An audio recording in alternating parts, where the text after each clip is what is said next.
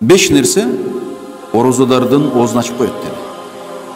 Ulamалар ушул жерде оозун ачып коет дегени таза ооз ачылып калды дебейт, бирок соогу жок болот дейт. 5 нерсе бар, орозо кармаган адамдын орозосунун соогун жокко чыгарат экен. Ал кайсыл? Жалган. Биринчиси. Жалган айтуу орозодо. Орозодо адам жалган айтса болду, орозосунун соогу жок. Вал гыйба, ушак.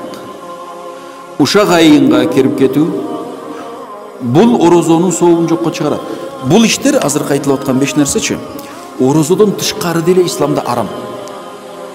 Орозоз жок кезде деле бул арам. А бирок орозодо ал орозонун соогун да жокко чыгарып таштап атат да.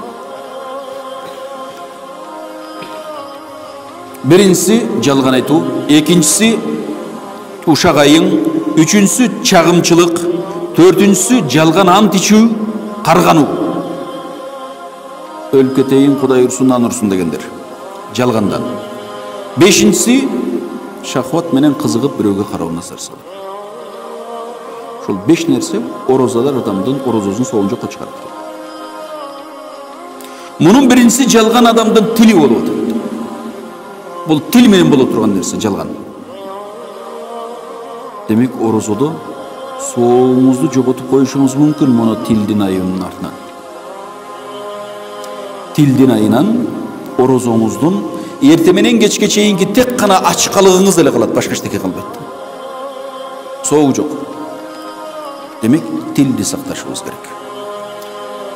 Ушак айың бу да тилдики.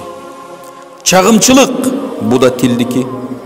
Вал яминул казиба, жалган ант ичип каргануу бу да тилдики. Бешөөдүн төртөөсү тилдики. Акыркы бесинчи ван назару би шахватин. Шахват менен бирөөгө кароо, назар салуу. Делебесин козгоп жибере тургандай кылып назар салуу. Дүүлүктүрүп жибере тургандай кылып назар салуу, бирөөгө тиктеп. Бул орозоңуздун соогун жокко чыгарат.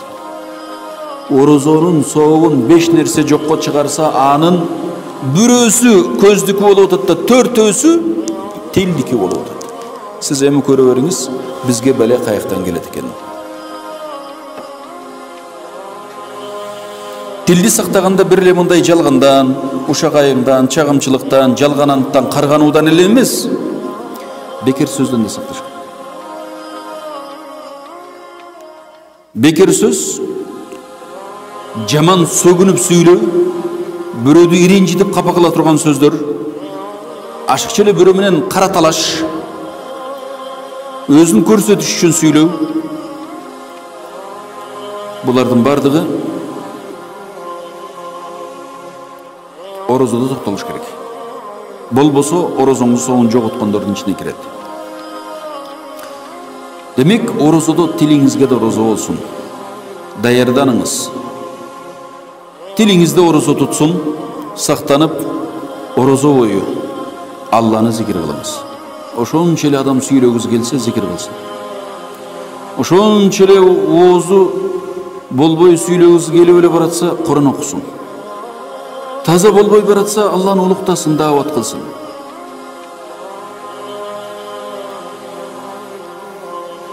Бул тилдин орозосу.